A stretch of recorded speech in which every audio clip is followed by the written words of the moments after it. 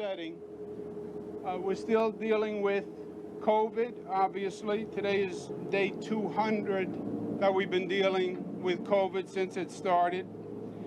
We are the most advanced state in the nation in terms of doing testing. People talk about COVID, how are we doing?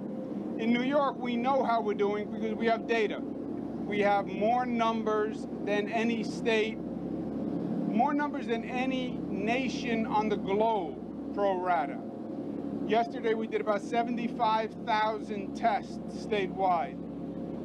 To give you an idea of what 75,000 tests means, when we first started COVID, we had the capacity to do 500 tests per day, 500. We're now up to 75,000 tests. No one had ever talked about testing like this before. And many of the other states are still struggling because, frankly, they haven't been able to come up to speed the way we have. But 75,000 tests, statewide, the infection rate was 0.87%, which is very good. We had 4 New Yorkers who we lost yesterday from COVID, 483 who were hospitalized, which is just about where it was, 138 people in ICU, which is actually down a couple, which is good news. Our calibration now between managing COVID and opening businesses, right? That's an ongoing tension. We're opening businesses all across the state. We have precautions, we have regulations on opening businesses, but every business wants to be open. Movie theaters want to open, concert theaters want to open. New Yorkers want to get back to life, normal life. Yes, I understand. But we're not yet at a point where we can get back to normal life. That is just the fact. They talk about the new normal. We still have to manage COVID. Well, it's not a crisis the way it was. It's not a crisis the way it was because we managed it.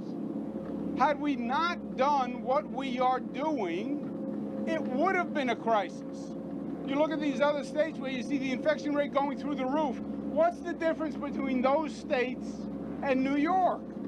The virus is the same.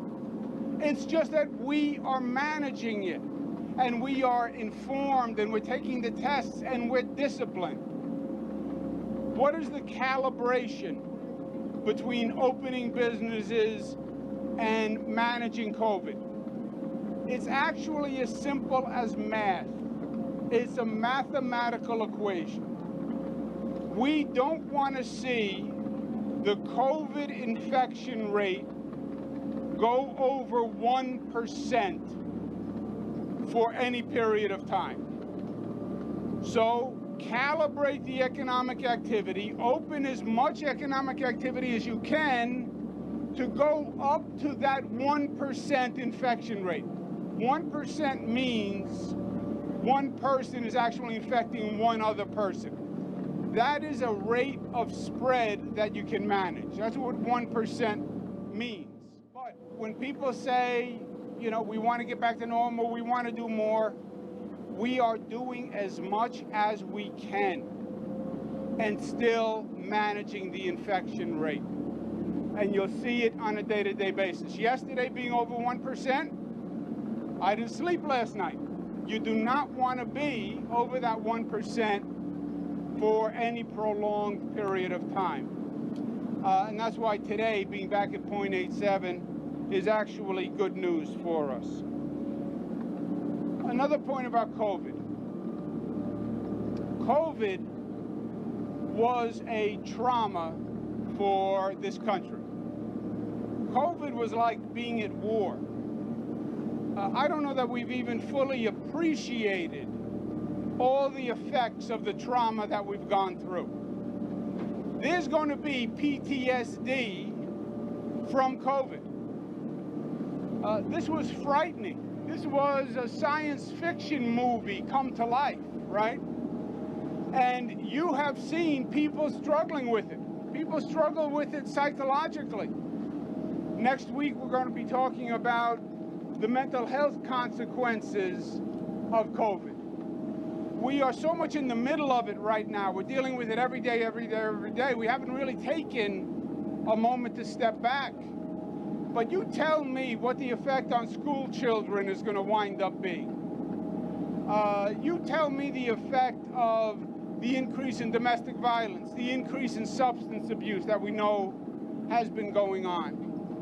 So COVID, yes, deal with it today, but this is a profound transformational moment in society.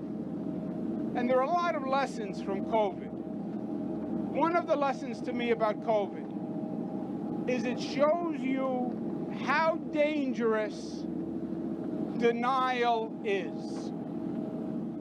Well, opening schools is hard and complicated and difficult. Fighting COVID is hard and complicated. Regulating the economy is hard and complicated. But we are New Yorkers, and we thrive on hard and complicated. New York is a community of people who took on a tough place and a tough community, and they rose to the occasion. We did it during COVID.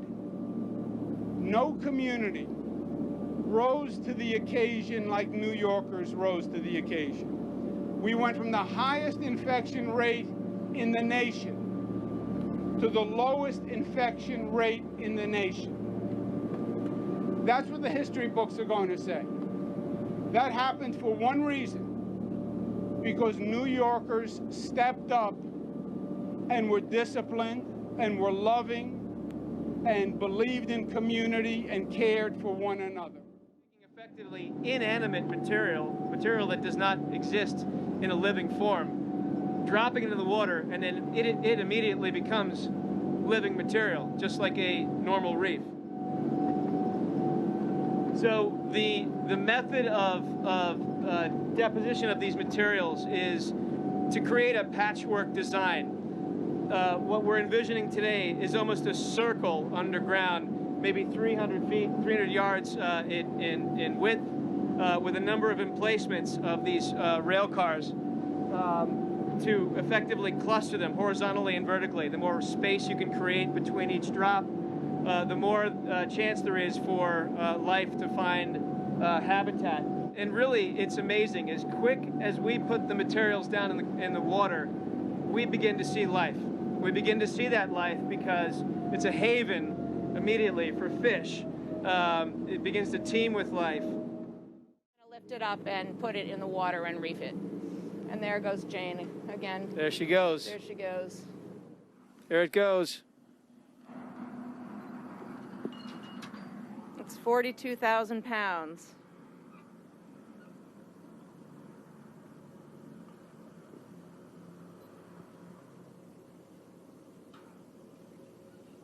Whoa. It's not over. There's more to do. We're still wary. But God bless New Yorkers. And God bless the state of New York. And thank you all for being here. And let's give a big round of applause.